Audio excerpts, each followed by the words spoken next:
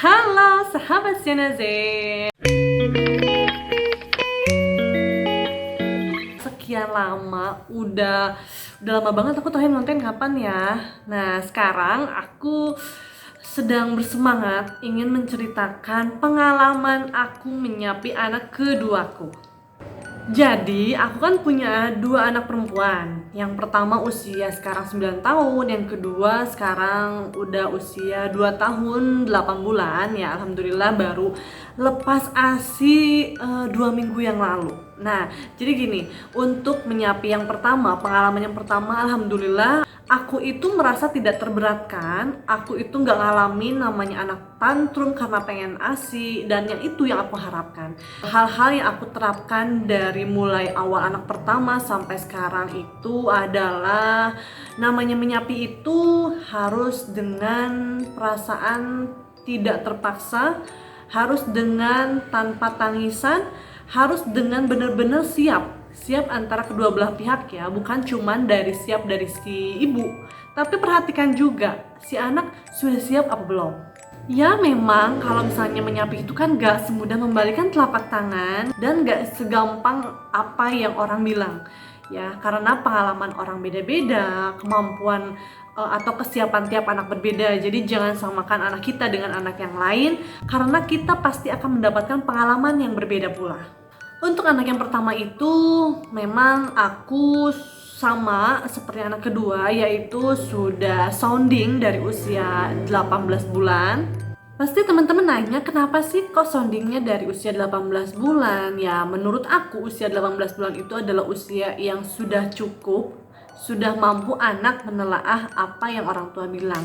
Jadi ketika setelah usia 18 bulan mungkin anak itu sudah mengerti bahwa menyusui itu atau misalnya minum ASI di ibu itu sudah harus dirubah gitu. Jadi makin kesini anak itu makin malu loh kalau misalnya menyusui atau misalnya netek di ibunya langsung di depan umum.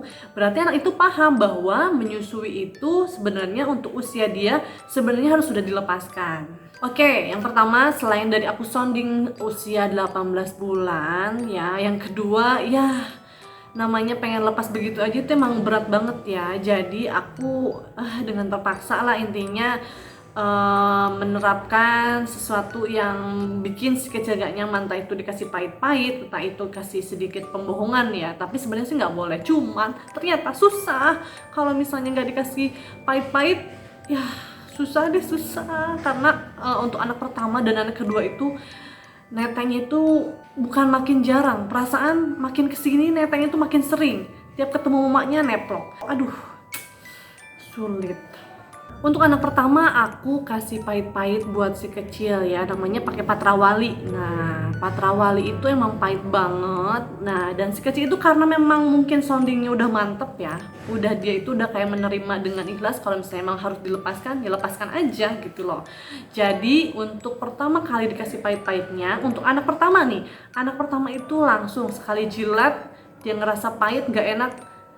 Setelah ditawari kedua kalinya dia kasih kata no ya, dia udah nggak mau lagi ya. Dan untuk sorenya malamnya dia nggak inget namanya neteh, dan nggak ada istilah kata nangis, ngerengek, minta nenen ya, tidur gelisah atau apapun. Alhamdulillah tidak, karena dirasa dia sudah siap, dia sudah jadi waktu menyapi waktu itu usia 2 tahun lebih sedikit ya, itu tuh waktu yang tepat. Dan untuk anak kedua ya, ingat anak itu kan beda-beda ya. Ketika aku menerapkan hal yang sama dengan kakaknya nih, nah ketika dikasih patrawali lagi, si kecil yang kedua itu no respon. Dia tetap jilat, tetap hisap. Oke, pertama gagal. Dia pada saat ngejilat atau menghisap payudaraku, dia no respon, bener-bener nggak kayak nggak ada apa-apa. Cuman dia agak-agak mengerutkan dahi ya untuk pertama kali dikasih pahit-pahit. Mama gak enak katanya gitu ya, cuman aku pikir nah setelah beberapa menit kemudian diminta nenek lagi, tetap aja dijilat. Terus usaha yang kedua kali aku kasih pahit-pahit lagi, dan untuk yang ketiga kali intinya masih tetap aja si kecil mau nyedot. Dan intinya si kecil belum siap, intinya si kecil tidak mempan untuk dikasih pahit-pahit itu. Nah yang pertama aku mikir, oh berarti si kecil dengan umur segitu, si kecil belum siap untuk lepas ASI. Oke, kita cari cara lain, kita tunggu waktunya, kasih jeda. Ya, jangan biarkan si kecil tersiksa dengan kita paksa sampai anak demam lah, sampai anak kejar-kejar nangis. Oh, no no no no no, tolong stop. Stop untuk menyapi dengan kata kita harus begadang sampai gendong-gendong malam-malamnya ya.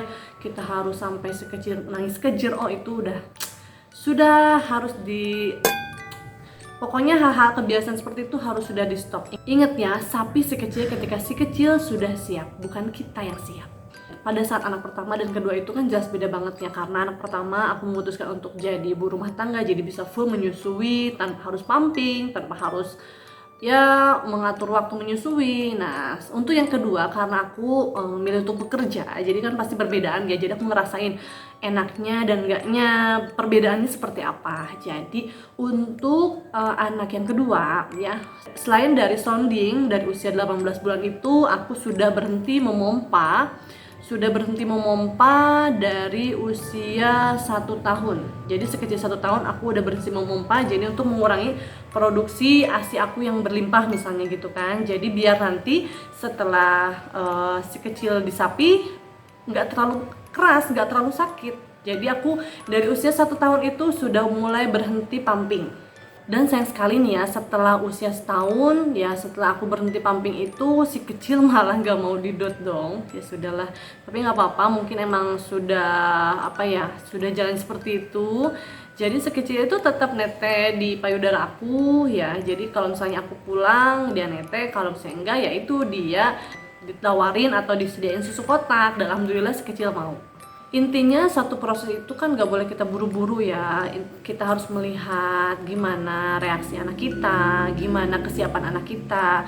Setelah aku berhenti pumping, si kecil udah gak minum DOT lagi, ya aku usahakan untuk selalu menyediakan makanan ya, cemilan apa yang dia suka ya, terus memberikan makanan sesering mungkin. Jadi bukan porsi banyak tapi sehari 3 kali gitu ya. Pokoknya kita harus bisa memberikan makanan atau minuman ke si kecil itu sedikit tapi sering. Jadi untuk menghindari rasa lapar yang bikin dia itu inget ke ASI ibunya. 1 tahun ke atas itu sebenarnya ASINya sih udah mulai menurun ya. Jadi mungkin si kecil udah menginjak mau ke 2 tahun itu, si kecil udah lebih memilih ke nyari kenyamanan. Jadi bukan nyari kekenyangan tapi nyari kenyamanan. Nah setelah aku jeda nih sebulan, 2 bulan, 3 bulan, aku mikir aduh gimana ya, nete anak aku kuat banget ya. Intinya ya mungkin ASI aku udah mulai berkurang ya. Toh ketika aku pergi kerja 7 jam 8 jam juga udah nggak keras lagi kok, berarti kan itu tandanya ASI aku udah mulai menurun ya.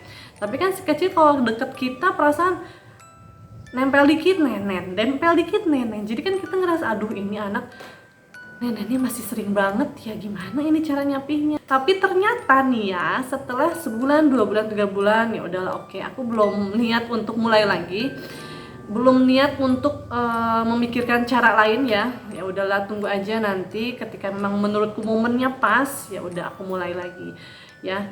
Nah setelah itu ada waktunya setelah si kecil usia 2 tahun 6 bulan ya, 2 tahun 7 bulan kalau nggak salah deh. Nah ya baru kemarin kan. Nah, terus ketika itu badan aku tuh kayak lagi nggak enak badan ya. Nah terus si kecil kan ngerti ya, intinya mama kenapa diem aja gitu kan. Ya udah dari situ aku bilang aja sekalian, Dek, nenek mama sakit nih, nenek mama nggak bisa netein, tuh lihat merah. Nah di situ aku kasih lipstick sedikit, ya nggak banyak biar agak pink gitu loh. Jadi bukan lipstick yang merah sebenarnya, lipsticknya aku kan nggak punya lipstick merah ya, aku punyanya orange pink. Jadi pas dilihat tuh, teteh mama agak sakit nih deh, nih lihat merah kan, jadi ini tuh sakit kata aku gitu kan. Pas yang kecil ngeliat, oh iya mama sakit neneknya, katanya dia gitu. Iya mama kayaknya harus istirahat dulu neteinnya ya, mama harus berhenti dulu neteinnya ya, doain mama mudah-mudahan cepat sembuh. Nah dari situ si kecil ngerti loh, dia nggak minta lagi. Terus malamnya pas mau bobo, nenek mama masih sakit.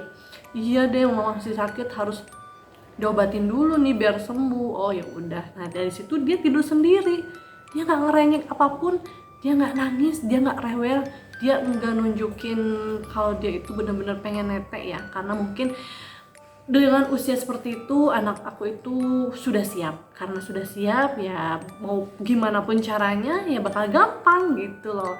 Nah ketika si kecil dengan berat hati harus nangis-nangis kejar-kejar, nah itu tandanya belum siap. Stop, jangan dulu bunda ya, tunggu si kecil benar-benar siap, nanti pasti gampang banget deh sapinya. Nah dari situ untuk besoknya si kecil nanya lagi, mama gimana, neneknya udah sembuh? Nah dari situ aku bilang aja, alhamdulillah udah sembuh, tapi nenek mamanya jadi udah nggak enak diminumnya. Karena Num sudah besar, udah makin pinter, udah minumnya harus di susu kotak ya, karena asi mamanya udah nggak enak. Nah dari situ si kecil udah alhamdulillah nggak pernah nanya-nanya lagi, nggak pernah minta-minta lagi. Alhamdulillahnya tuh nggak rewel sama sekali. Alhamdulillah sangat dimudahkan sekali, terima kasih ya Allah. Pokoknya intinya prinsip aku gitu sih, ketika menyapi itu lihatlah kesiapan anak, bukan kesiapan kita ya, jangan egois. Kalau misalnya ada mungkin ibu-ibu yang lain berpikiran ya udah alihin ke dot, tapi waktu itu aku nggak mau sih jadi lepas asi jadi ngajarin dot, itu kayaknya salah banget ya, karena itu nanti kita akan ada proses menyapi untuk kedua kalinya. Jadi udahlah, kita kan udah mengenalkan susu kotak juga udah bisa ya menyedot, udah bagus di sedotan, jadi ngapain kita nyodor-nyodorin botol susu gitu loh, nanti kita capek 2 kali bunda. Terus suka ada yang nanya nih ya, sebenarnya kapan sih waktu yang tepat? Kalau menurut aku, dari aku baca, dari aku yang pelajari ya kan, Islam itu mengajarkan untuk menyusui selama 2 tahun ya. Jadi udahlah, fullkan dulu menyusuinya selama 2 tahun. Nanti kita pikirkan cara menyapinya itu setelah 2 tahun gitu. Kita harus soundingnya udah harus dari sebelumnya loh ya. Kita harus sounding loh, ya harus diutarakan. Kita diajak ngobrol. Soundingnya itu harus mantap lah pokoknya ya. Nah kata WHO juga, jadi menyusui itu 2 tahun, boleh lebih. Jadi untuk kurang dari 2 tahun itu sebenarnya nggak dianjurkan dari kesehatan. 2 tahun atau boleh lebih. Lebihnya itu kapan sih? Nah menurut WHO juga untuk misalnya saking susahnya nih ya, ada yang sampai 3 tahun ya, atau saking malesnya kita nih, ada yang sampai 3 tahun gitu ya. Nggak apa-apa sebenarnya. Lebih baik seperti itu sih daripada kita 18 bulan udah di-cut. Misalnya udah 20 bulan udah di-cut. Oh, menurut WHO itu sih jauh lebih baik 2 tahun atau lebih. Nah setelah 2 tahun itu baru kita pikirin nih cara apa ya, tips-tips apa nih yang bisa mengalihkan perhatian si kecil ke asi kita ini. Yaitulah banyak hal ya, entah kita sering ajak main, entah kita sediakan banyak makanan ya, banyak cemilan. Apalagi kalau misalnya anaknya kan suka ngemil, suka banyak minum, itu gampang banget sih kayaknya. Tapi kalau misalnya emang anaknya yang makannya agak susah nih, kayak anakku tergolong susah loh. Sebenarnya anakku tergolong bukan anak yang gembul, tapi alhamdulillah ketika dipesat dan dia sudah siap, alhamdulillah dia bisa. Yang penting kita harus sediakan banyak makanan aja biar mengalihkan rasa lapar dia. Pokoknya jangan sampai si kecil itu pada saat ada proses penyapian itu dia dibiarkan haus atau lapar. Ya gimana bunda-bunda yang sedang menyapi, gimana nih mau usia berapa mulai proses menyapi? Nah seperti yang sudah saya jelaskan tadi, ya udah tunggu aja 2 tahun dulu, tunggu anak siap banget. Udah segitu aja curhatan aku. Dan karena setelah si kecil siap, kita siap, menyapi itu gampang banget ya. Apalagi kalau misalnya menyapi tanpa pembohongan, itu sih jauh lebih bagus ya. Cuman kan namanya proses anak itu kan beda-beda ya. Ketika kita ajak ngobrol tidak cukup, ya udahlah kita mungkin dibolehkan untuk sedikit pembohongan, tapi dengan alasan bikin dia mengerti ya, bukan dengan kita mengkat langsung dan bikin anak jengker-jengker nangis. Itu salah banget. Ya, itu saja yang bisa aku share. Semoga bermanfaat bunda-bunda. Jangan lupa bantu like, comment, subscribe, dan share. See you next video. Bye!